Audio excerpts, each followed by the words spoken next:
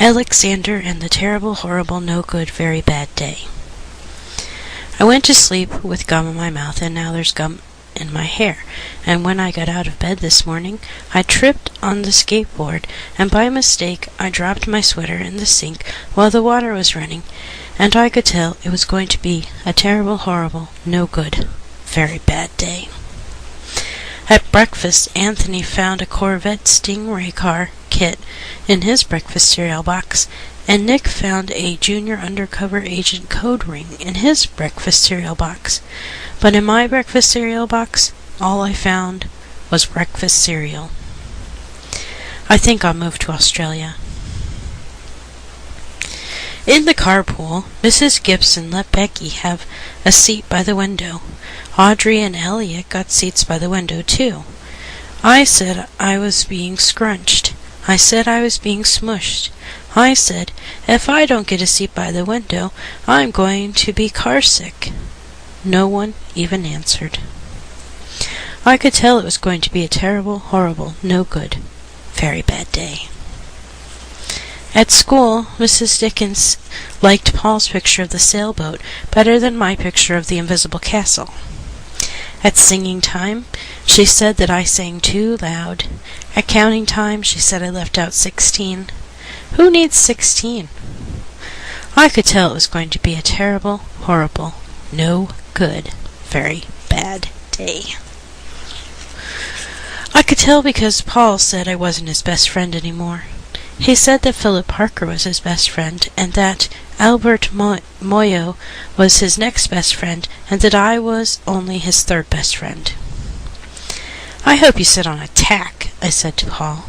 I hope the next time that you get a double-decker strawberry ice cream cone, that the ice cream part falls off the cone and lands in Australia. There were 2 cupcakes in Philip Parker's lunch bag, and Albert got a Hershey bar with almonds, and Paul's mother gave him a piece of jelly roll that had little coconut sprinkles on top. Guess whose mother forgot to put in dessert? It was a terrible, horrible, no good, very bad day.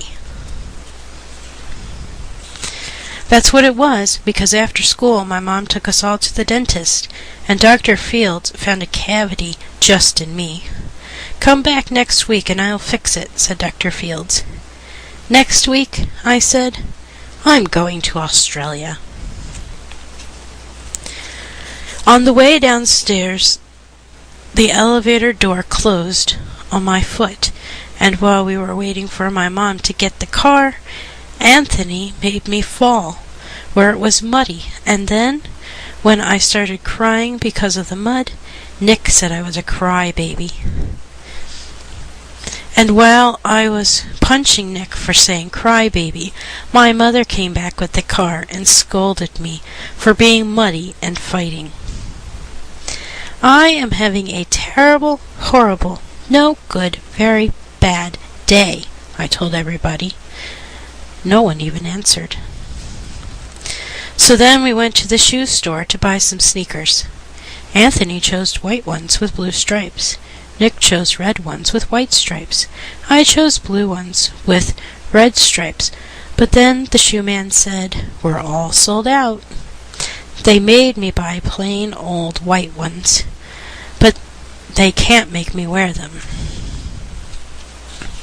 Then we picked up my dad at his office, and he said I couldn't play with his copy machine, but I forgot. He also said to watch out for the books on his desk, and I was careful as could be, except my elbow. He also said, don't fool around with his phone, but I think I called Australia. My dad said, please don't pick him up anymore. It was a terrible, horrible, no good, very bad day. There were lima beans for dinner. I hate lima beans. There was kissing on TV. I hate kissing. My bath was too hot. I got soap in my eyes. My marble went down the drain. I had to wear my railroad pajamas. I hate my railroad pajamas. When I went to bed, Nick took back the pillow that he said that I could keep, And the Mickey Mouse night light burned out, and I bit my tongue. The cat wanted to sleep with Anthony, not with me.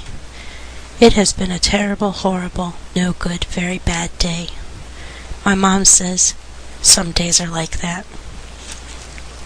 Even in Australia.